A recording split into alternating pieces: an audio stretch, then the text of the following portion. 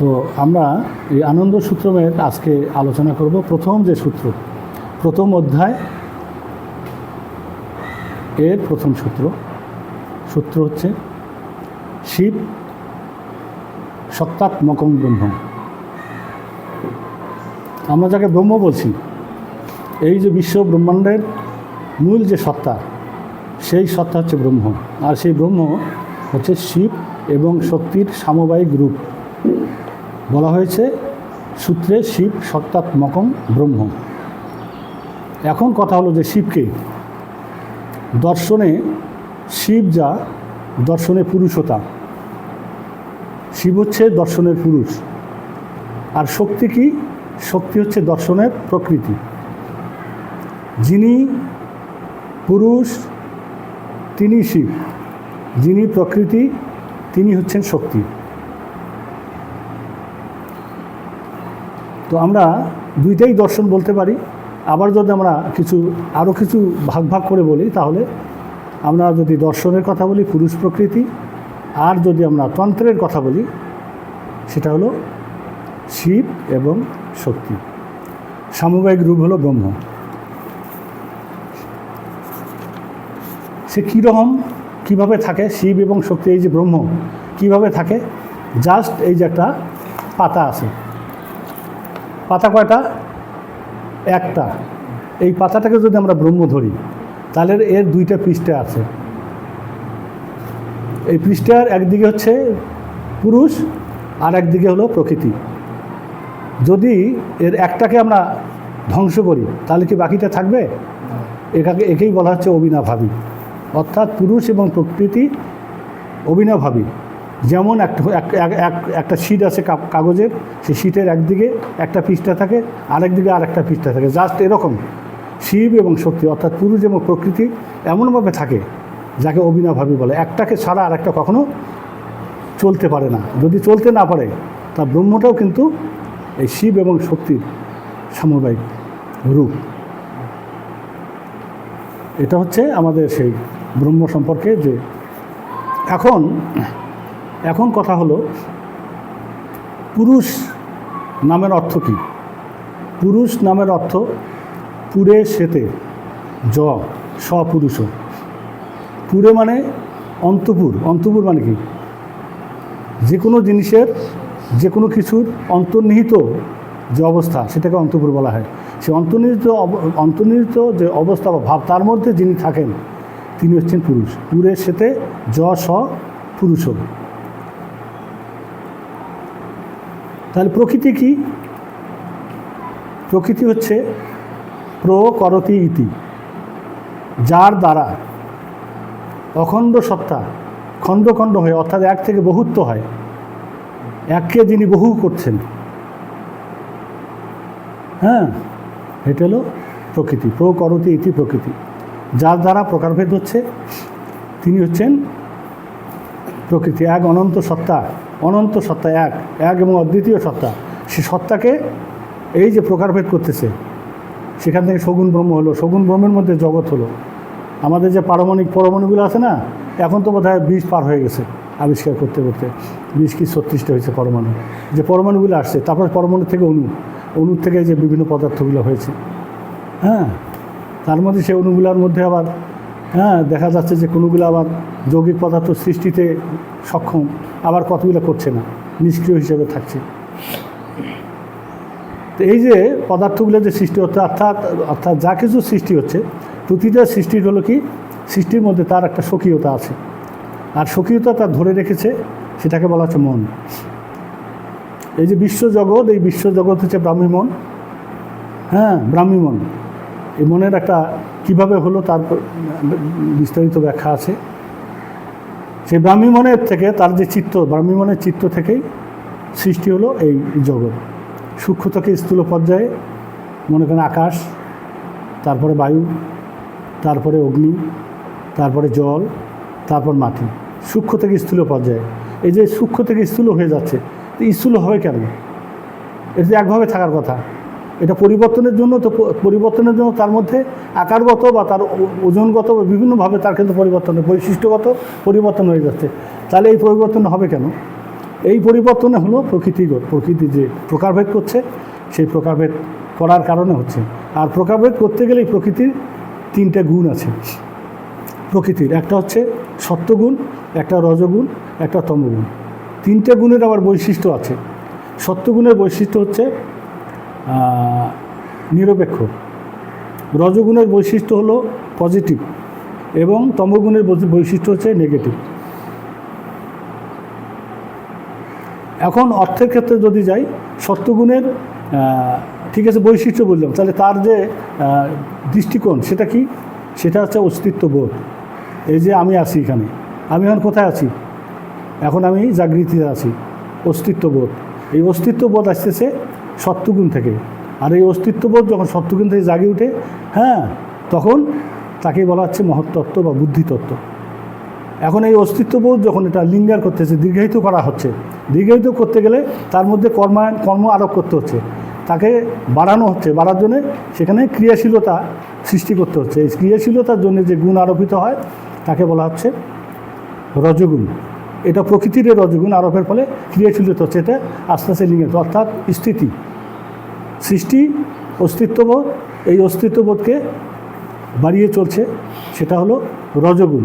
এবং এর ফলে যে অবস্থাটা সৃষ্টি হচ্ছে, যদি ব্রাহ্মী মনের কথা বলি, ব্রাহ্মী মনে তো প্রথম ব্রাহ্মী মনের সৃষ্টি, তাকে বলা হচ্ছে ব্রাহ্মী অহং তত্ত্ব। আর এই যে যখন কর্ম আরোপ হওয়ার পরে যখন এটা আস্তে আস্তে পরিবর্তিত হচ্ছে, এক অবস্থাতে আর অবস্থা যাচ্ছে, এর ফলে কি? কর্মফলের সৃষ্টি হচ্ছে, ফল সৃষ্টি হচ্ছে। কর্মের ফলে, কর্ম আরোপের ফলে বস্তুর অবস্থা বা বস্তু বা যাই হোক অবস্থার পরিবর্তনে সেখানে ফলের সৃষ্টি হচ্ছে। এইটাকে বলা হচ্ছে চিত্ততত্ত্ব। আমি আছি, আমি করি। এই যে আমি, প্রত্যেকটা সত্তার মধ্যে আমিত্ববোধ আছে। আমি আছি, আমি করি এবং আমি করেছি মানে ফল একটা হয়ে গেছে, আবার দ্বিতীয় ফলের দিকে কর্ম চলছে। এভাবে জন্ম হয়েছে একদিন মাতৃজঠরে, ভ্রূণ জাইগোট ফর্ম হয়েছে, সেখান থেকে আস্তে আস্তে পুষ্ট হয়ে জন্ম থেকে আজকে কত বছর, মনে করা যে 65 বছর বা 66 বছরে পড়েছি। তাহলে কত পরিবর্তনের মধ্যে দিয়ে আজকে এই অবস্থা। এই যে পরিবর্তন, প্রত্যেকটা ফল, প্রতি মুহূর্তে একটা করে রেজাল্ট আসতেছে, ফল আসতেছে। এই সার্বিক ফলের আজকে এই অবস্থা। তো এই যে ফলটা আসতেছে তাকে বলা হয় চিত্ততত্ত্ব। তা কী হচ্ছে? ব্রাহ্মী মহৎ, ব্রাহ্মী অহং এবং ব্রাহ্মী চিত্ত, এই যে এই তিনটের মিলনে হলো, এটাকে বলা হচ্ছে ব্রাহ্মী মন। এই যে ত্রিভুজ, এই ত্রিভুজে কি হলো? আরেকখানে যদি যাই আনন্দসূত্রমে, ত্রিভুজে স্বরূপ পরিণামাত্মিকা। স্বরূপ কি? স্বরূপ হচ্ছে যে তিনি অনন্ত সত্তা, তারই প্রকৃতি, তার উপর গুণারোপ করার পরে কী হলো? তার স্বরূপ পরিবর্তন হয়ে গেল, স্বরূপ আর থাকলো না, পরিণাম ঘটলো, স্বরূপের পরিণাম ঘটলো। কিসে? ত্রিভুজে। সত্যের ভুজ, রজের ভুজ, তমের ভুজ, ত্রিভুজে স্বরূপ পরিণামাত্মিকা। অর্থাৎ এখন একটা একটা একটা বাইন্ডিংসের মধ্যে আসলো। পরমা প্রকৃতি পরম পুরুষের উপর বন্ধন আরোপের ফলে তার স্বরূপ পরিণাম হলো। এই স্বরূপ পরিণামে এই যাকে সগুণ ব্রহ্ম বলে, খর ব্রহ্ম বলে।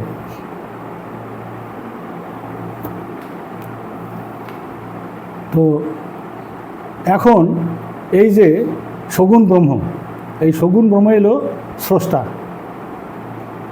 সগুণ ব্রহ্মই হচ্ছে নির্গুণ ব্রহ্ম, কিন্তু স্রষ্টা নয়। কেন স্রষ্টা নয়? তাকে বলা হচ্ছে অক্ষর। আর সগুণ ব্রহ্ম হচ্ছে খর, সেখান থেকে খরিত হচ্ছে। এটা যদি আমরা শ্রীমদ্ ভগবদ্ গীতায় যাই দাদা, নাকি?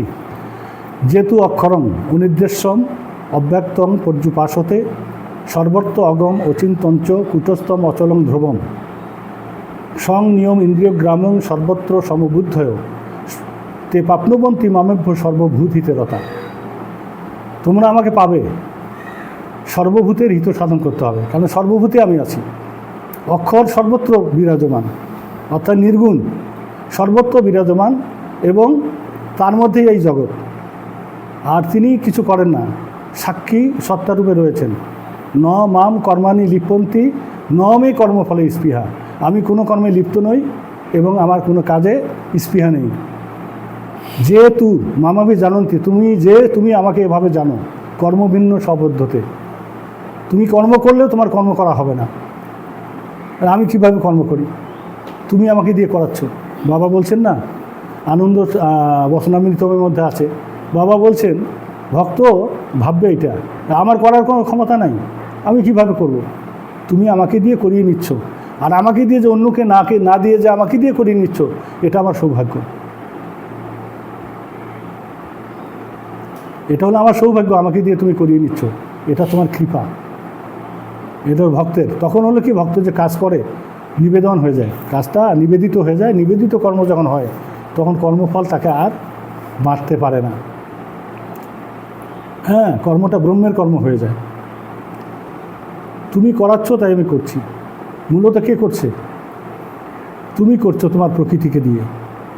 প্রকৃতে ক্রিয়মানানি গুণই কর্মানি সর্বস্ব, অহংকার বিমূঢ় আত্মা কর্তা হইতে মান্যতে।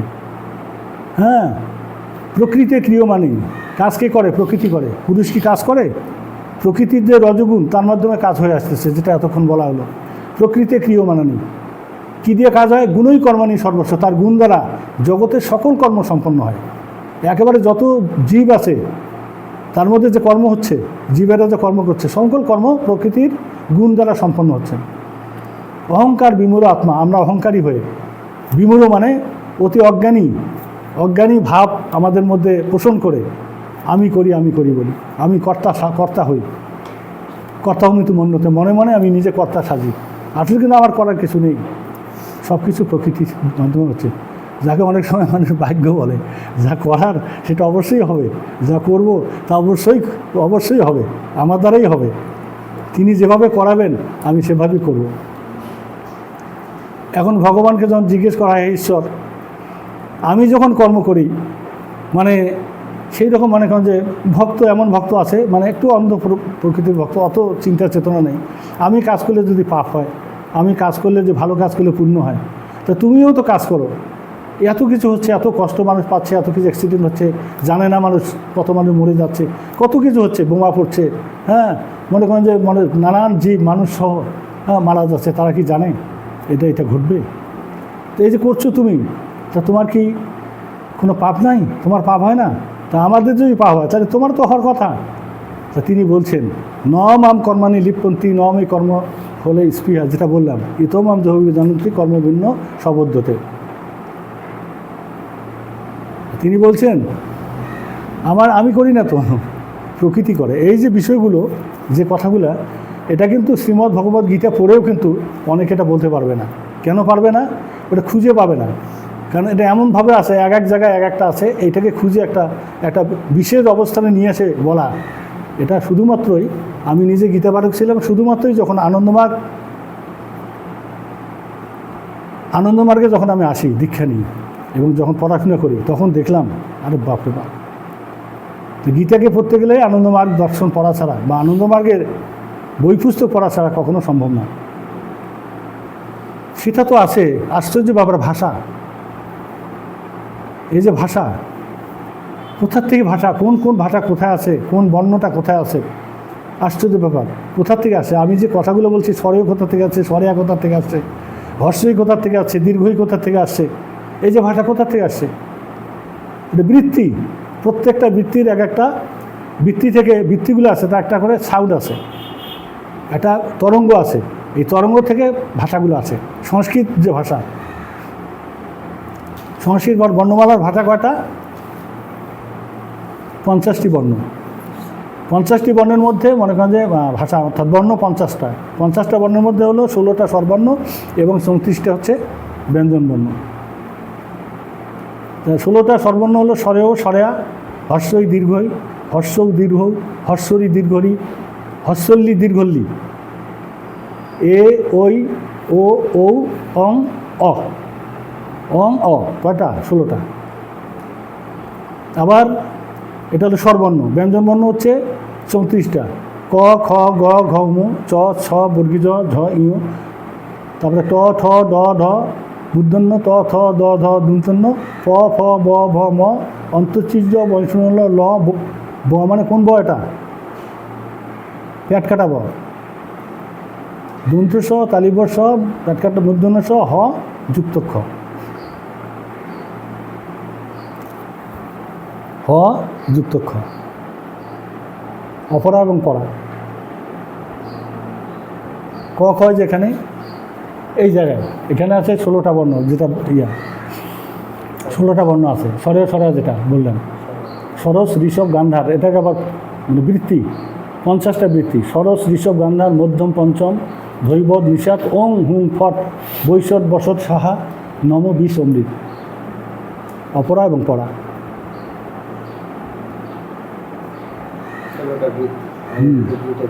নিচে আছে এখানে আছে 4টা, ধর্ম অর্থ কাম মোক্ষ। অবজ্ঞা মূর্ছা প্রত্যয় অবিশ্বাস সর্বনাশ ক্রূরতা এখানে না 12টা। আশা চিন্তা চেষ্টা মমতা দম্ভ বিবেক বিকলতা অহংকার লোলতা কপটতা বিতর্ক অনুসার। এখানে হচ্ছে 10টা, লজ্জা কৃষ্ণতা ঈর্ষা সুষুপ্তি বিষাদ কষায় তৃষ্ণা মোহ ঘৃণা ভয় 10টা। এগুলো হলো বৃত্তি। এই বৃত্তিগুলো রয়েছে যে বলা হলো সেটা এখান থেকে। এটা হলো 6টা হলো চক্র, প্লেক্সাস। চক্রকে জার্মান ভাষায় বলা হচ্ছে প্লেক্সাস। প্লেক্সাসগুলো কি? প্লেক্সাসগুলো হচ্ছে যে এই যে 6টা যে চক্র, প্লেক্সাসগুলো হচ্ছে এটা আজ্ঞা চক্র। এই আজ্ঞা চক্র আমাদের যে ক্রেনিয়াল নার্ভ থেকে যে আমাদের যে মেরুদণ্ডের ভিতর দিয়ে সুষুম্না নাড়ি গেল, সুষুম্না নাড়ি আর কি, ওটাকে বলা হচ্ছে হ্যাঁ সুষুম্না নাড়ি।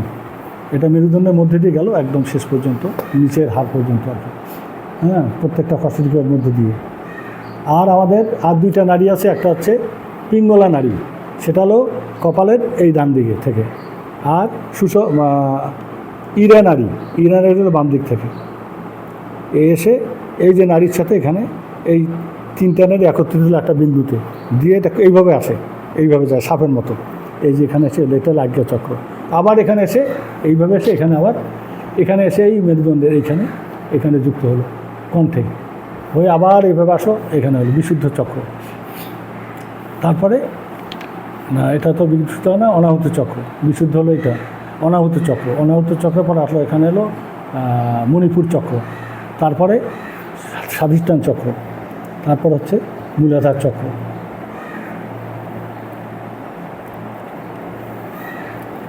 মূলাধার চক্রে 4টি বৃত্তি, স্বাধিষ্ঠান চক্রে হলো 6টি বৃত্তি, মণিপুর চক্রে 10টি বৃত্তি, অনাহুত চক্রে 12টি বৃত্তি এবং বিশুদ্ধ চক্রে 16টি বৃত্তি এবং আজ্ঞা চক্রে হলো 2টি বৃত্তি, অপরা এবং পরা।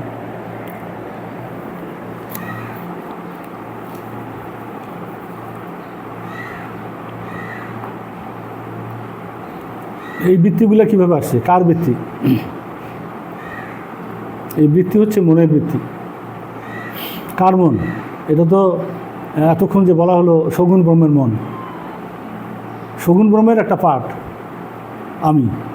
যে আমার মধ্যে যে মনটা আছে এটা হলো অনুমন। সগুণ ব্রহ্মের যে মন সেটা ভূমা মন, বিশ্বব্যাপী। তার মনের মধ্যেই জগৎ। আর এই যে তাকেই বলা হচ্ছে কি? তাকেই বলা হচ্ছে পরমাত্মা। অর্থাৎ তার যে ভূমামন জগতের অনুমানগুলোর সাথে সম্পর্কিত হয়ে রয়েছে। আর আত্মা বলতে পরমাত্মাও বটে, আত্মা বলতে জীবাত্মাও বটে, আত্মা বলতে আত্মাও বটে। এখানে 3 ধরনের ভাব আছে। একটা ভাব হলো জীবের মধ্যে যখন থাকে, জীবের মধ্যে অসংখ্য অনুপরমাণু বা অসংখ্য উপাদান দিয়ে তৈরি। প্রত্যেকটা পদার্থের যে উপাদানগুলো আছে সেই উপাদানগুলোর মধ্যে তার মধ্যেও আত্মা আছে, তার মধ্যেও আত্মা আছে, কিন্তু সেটা জীবাত্মা নয়। এইভাবে অসংখ্য পরমাণু বা অসংখ্য পদার্থ দিয়ে যখন এই শরীরটা তৈরি হয়েছে তখন শরীরের মধ্যে সেটা হলো জীবাত্মা। বলা হয়েছে যে আনন্দ সূত্রমে বলা হয়েছে যে আত্মা হচ্ছে প্রতিসংবেদী।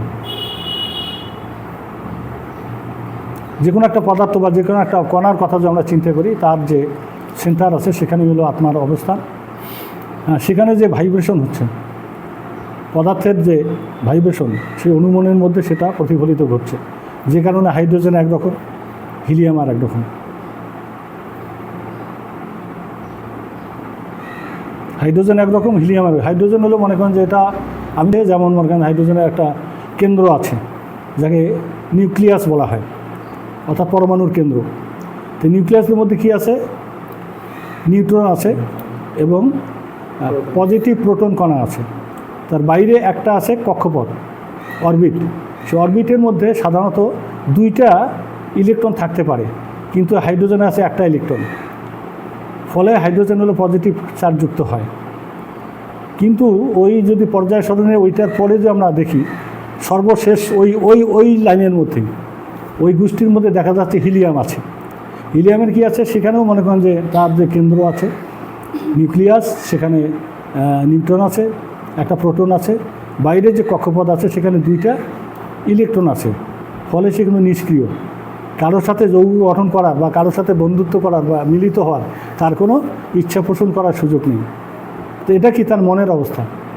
তার মনটা পরিপূর্ণ, তার চাওয়া পাওয়ার কিছু নেই, যে জন্য সে কাউকে এইভাবে যে নিষ্ক্রিয় গ্যাসগুলো আছে, হ্যাঁ, হিলিয়াম, নিয়ন, আর্গন, ক্রিপ্টন, জেনন, রেডন, এরা কিন্তু নিষ্ক্রিয় গ্যাস বলা হচ্ছে, নিষ্ক্রিয় বলা হচ্ছে।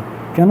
তাদের কিন্তু চাওয়া পাওয়ার নেই, তাদের মনটা মনে করেন একটা শান্ত মানে তুষ্ট অবস্থা আছে, অতএব তাদের চাওয়া পাওয়ার নেই।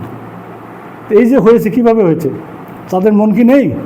জড় পদার্থেরও মন আছে, জড় মন, তার মধ্যেও তাদের মধ্যেও চাওয়া পাওয়া আছে। এভাবে যখন সমস্ত জড় পদার্থগুলো দিয়ে যেভাবে আমাদের মানে ডিএনএ হচ্ছে, ডাইঅক্সিরাইবো রাইবো সুগার থেকে ডাইঅক্সিরাইবো নিউক্লিক অ্যাসিড, তারপরে যে আরএনএ হচ্ছে, আরএনএ ডিএনএ হচ্ছে, হয়ে কী হচ্ছে? আমাদের এক খণ্ড মাংসপিণ্ড হচ্ছে, যেটা এককুচি প্রাণীর একটা দেহ তৈরি হচ্ছে, একটা এককুচি প্রাণী হয়ে গেল। প্রাণটা কীভাবে আসলো? এই যে প্রথম বলা হলো যে সৃষ্টিচক্রের কথা বলা হলো যে সূক্ষ্ম থেকে স্থূল পর্যায়ে মাটি হলো। তো প্রকৃতির কাজ হলো গুণারোপ করা। সে তমগুণ বেশি করে আরোপ করে বাড়াতে এতগুলো ধাপ চলে আসে মাটি হলো।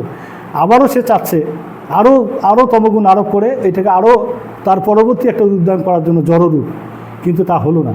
প্রকৃতির এমন একটা, অর্থাৎ প্রকৃতির ভারসাম্যর ক্ষেত্রে এমন একটা অবস্থার সৃষ্টি হলো, সেটা আর কিন্তু জড়র দিকে না গিয়ে তার মধ্যে একটা আন্তরাণবিক সংঘর্ষ শুরু হয়ে গেল। এই পদার্থগুলোর মধ্যে আন্তরাণবিক সংঘর্ষ ঘুরতে ওটাকে বলা হচ্ছে জড়স্ফোট হলো। গুণাধিক্যে জড়স্ফোট এনে আছে, গুণাধিক্যে জড়স্ফোট, ভূত সাম্য ভাবার, গুণের আধিক্যে জড়স্ফোট সৃষ্টি হলো। এই যে জড়গুলো নিয়ে জড়স্ফোট সৃষ্টি হলো, এর ফলে কী হলো? ভূত সাম্য ভাবার, এর ফলে সাম্য ভাব আসলো, গুণসমূহের একটা সাম্য ভাব আসলো। সাম্য ভাব যখন আসলো, এইটাই হলো প্রথম এই যে জীবনের উৎপত্তি সেখানে হচ্ছে। জীবদেহের, যেটাকে বলা হচ্ছে দেহভূত, জড়ভূত থেকে দেহভূত হলো। এই যে দেহভূত আমাদের যে মানে আমিষ প্রোটিন যা আছে যেগুলো বলছি আমরা, সেগুলোর তখন একটা হলো জড়স্ফোট থেকে। তখন গেল জড়স্ফোট হলো, জড়স্ফোটের মধ্যে ওটা ঘুরতে থাকলো, ঘুরতে একটা সেন্টার হলো, একটা কেন্দ্র যখন হলো, তখন আসলো 10 বায়ুর সমষ্টি, 10টা বায়ু। এখানে অক্সিজেন হাইড্রোজেন এইভাবে বলা নাই। 10টা বায়ু হচ্ছে পান, অপান, উদান সমান বান, এটা হলো অন্তর্বায়ু। আর বহির্বায়ু হচ্ছে নাগ, কুর্ম, কিরকর, দেবদত্ত ও ধনঞ্জয়। 5টা হলো বহির্বায়ু, 5টা হলো অন্তর্বায়ু। এই বায়ু সেখানে সংযুক্ত হলো। যখন বায়ু সংযুক্ত হলো, তখন তাকে বলা হচ্ছে, তার মধ্যে যে একটা হলো, এটা সৃষ্টি হলো প্রাণা বলে, প্রাণ। এক বচনে প্রাণ, কিন্তু যেহেতু অনেক বায়ু, সেই জন্য তাকে বলা হচ্ছে প্রাণ। আমাদের ঘাম আসতেছে, ঘামের মাধ্যমে লোমকূপের গোড়া দিয়ে বেরিয়ে যাচ্ছে, পেঁচুলকার দিয়ে বেরিয়ে যাচ্ছে, শিকন দিয়ে বেরিয়ে যাচ্ছে, অনেক কিছু দিয়ে বেরিয়ে যাচ্ছে, আবার আমাদের প্রবেশ করতে। শুধু কি অক্সিজেন তো শ্বাসের জন্য, তাছাড়াও অনেক বায়ু আমাদের শরীরের খাবারের মাধ্যমে, নানা কিছুর মাধ্যমে আসছে। এটা প্রাণ যখন হলো, তখন কি?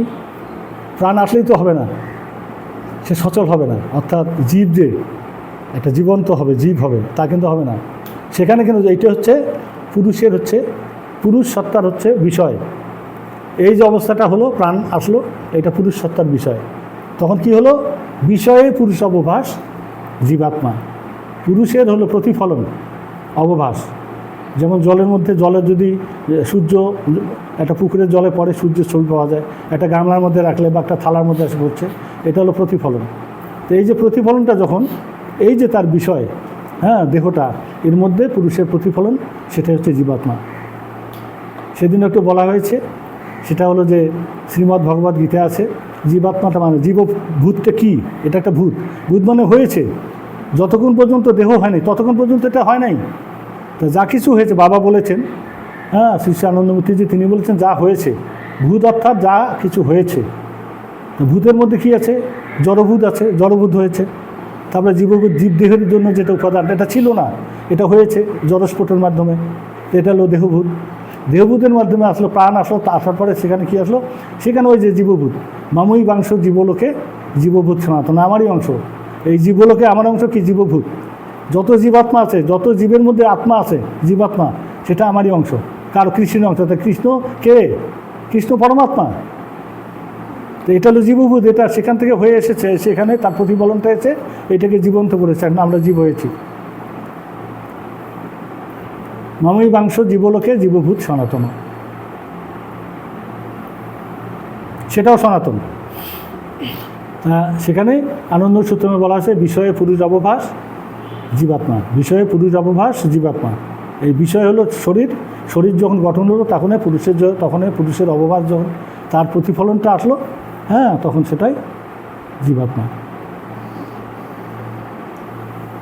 এই যে জীব চলছে, বিজ্ঞানের ছাত্র আমার চেয়ে বেশি জানবেন, সেই একখুশি প্রাণী, একটা কোষেই তার জীবন। যেমন যদি আমরা এমিবের কথা বলি, এমিবে কি তার কোনো হাত পা আছে? নাই। একটা থকথকে একটা পিণ্ড, একটা থকথকে পিণ্ড, কিন্তু সে তার হাত পা তৈরি করে, তাকে সুডোপোডিয়া বলে, তাই না? ক্ষণপথ। এটা আমার চেয়ে বেশি জানেন, যদিও আমার একটু আছে, অনেক ছোটোবেলাকার পড়াশোনা। হ্যাঁ, এটাকে বলে সুডোপোডিয়া, তাই না? ক্ষণপথ বলে। সে যখন তখন তার পা চেঞ্জ করে সে ওইটা দিয়ে যাচ্ছে। আবার দেখা যাচ্ছে সে জলের মধ্যে কোনো তাকে খাইতে কেউ আসছে, তাকে ধরবে, শত্রু আসতেছে কিনা, জলে যে সে শত্রু আসে, সে জলের মধ্যে তার একটা মানে তরঙ্গ হচ্ছে, সেই তরঙ্গে সে টের পাচ্ছে। শত্রুর আকার আকৃতি কেমন, তার তো চোখ নাই, কিন্তু সে দেখতে পাচ্ছে জ্ঞানের মাধ্যমে, জ্ঞান চক্ষুর মাধ্যমে দেখতে পাচ্ছে যে তার শত্রুর আকারটা কেমন, সে তরঙ্গের মধ্যে বুঝতে পারছে যেটা এই ভ্রমণ। তখন সেইভাবে তাকে আত্মরক্ষামূলক ব্যবস্থা নিচ্ছে। তার চোখ নাই, নাক নাই, হ্যাঁ, শ্বাস নিচ্ছে, চোখ নেই, দেখতে পাচ্ছে, তার কান নাই, শুনতে পাচ্ছে। আস্তে আস্তে এগুলা যখন একটা নির্দিষ্ট যখন ভাবে হলো, তখন এটাকে বলা হচ্ছে ইন্দ্রিয়। উন্নততর থেকে উন্নততর হচ্ছে, আস্তে আস্তে কী হচ্ছে, এগুলা আস্তে আস্তে স্পষ্ট হয়ে যাচ্ছে। ওই দেখাটা, হ্যাঁ, তখনই হচ্ছে। কিন্তু ভুলটা কিন্তু এখানেই হচ্ছে বেশি, এখানেই বিবেক আসতেছে, চিন্তাশীলতা এখানে আসতেছে, ভাবনাটা এখানেই আসতেছে। তখন তো ভাবনা নাই, অটোমেটিক সেটা হয়ে যাচ্ছে। এখন ভাবনাটা আসতেছে।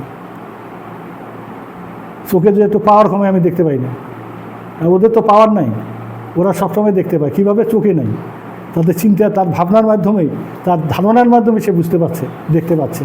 আর আমরা এই যে চশমা তুমি চোখে দিয়েছো, নিশ্চয়ই একটু কম দেখতে পাও। তো এই যে বিষয়গুলো, হ্যাঁ, এই জন্য সেভাবে সেই জীবকুল আস্তে আস্তে মানে কী হলো, মানে ক্রমধারায়, অনুন্নত থেকে উন্নত পর্যায়ে ক্রমধারায় 84 লক্ষ জনি অথবা 86 লক্ষ জনি, এভাবে জনির মধ্য দিয়ে, হ্যাঁ, তারা আস্তে আস্তে ধাপে ধাপে, যাকে স্পেসিস বলা হয়, জনি মানে এখানে বিজ্ঞানের ভাষায় স্পেসিস বলা হয়, প্রজাতি। এভাবে হয়ে কী হলো, 84 লক্ষ বা 86 লক্ষ প্রজাতির মধ্য দিয়ে সবার শেষ হলো এই মানব জাতি, অ্যাপ নামক মানব থেকে, হ্যাঁ, যেটা আমরা বিজ্ঞানে দেখছি আর কি। সর্বশেষ এই মানুষ আসলো সর্বশেষ, সর্বশ্রেষ্ঠ। এবং সেই মানুষের যে দেহ, সে কিন্তু দাঁড়িয়ে থাকে, দুটা পায়ের ওপর ভর করে সোজা যায়, সে পড়ে না, সেভাবেই কিন্তু চলছে। অথচ দেখা যাচ্ছে বানর আছে, বানর কুলের মধ্যে হনুমান আছে, অন্যরা আছে, তারা একটু ঝুঁকে থাকে। অনেক সময় তারা 4 পায়ে হাঁটে, একেবারে সোজা হয়ে থাকতে পারে না, 4 পায়ে হাঁটে। আর 4 পায়ে হাঁটে, তারা ঝুঁকে থাকে। বাবা বলেছেন যে কারণে তাদের বুদ্ধিমত্তা কিন্তু মানুষের মতো নয়। এমনকি মানুষের আগেও পিথান ক্যান্সাস নাকি একটা ছিল সেই সময়কার মানুষ যুগের, সেই মানুষের মস্তিষ্ক ছিল ছোট। আমরা যাকে বামন অবতার বলছি, বামন মানে কি? খাটো না, খাটো মানে বামন না, ওরা কিন্তু বুদ্ধিতে খাটো ছিল, কারণ ওর মস্তিষ্ক ছিল 1.5 কেজি পর্যন্ত। মস্তিষ্কের ওজন হলো 1.5 কেজি পর্যন্ত। তারা বুদ্ধিদীপ্ততায় আজকের হোমোসেপিয়ান্স, হ্যাঁ, আধুনিক যে মানুষ, সেই মানুষের মতো এদের এই আধুনিক মানুষের সেই মস্তিষ্ক হলো মানে প্রায় 3.5 কেজি পর্যন্ত, 4.5 কেজির উপর। যে কারণে দীপ্ততা এই হোমোসেপিয়ান্সের বেশি, হ্যাঁ, পরিপূর্ণ মানুষ। আর ওই বামন যার অবতার, যেটা বামন অবতারে তখন মানুষ ছিল সেই রকম, যাদের মস্তিষ্ক বলা যায় এক প্রকার প্রাণীয় ছিল, পশুত্ব তাদের মধ্যেও কিছুটা ছিল, একেবারে পূর্ণ মানুষে আসতে পারেনি।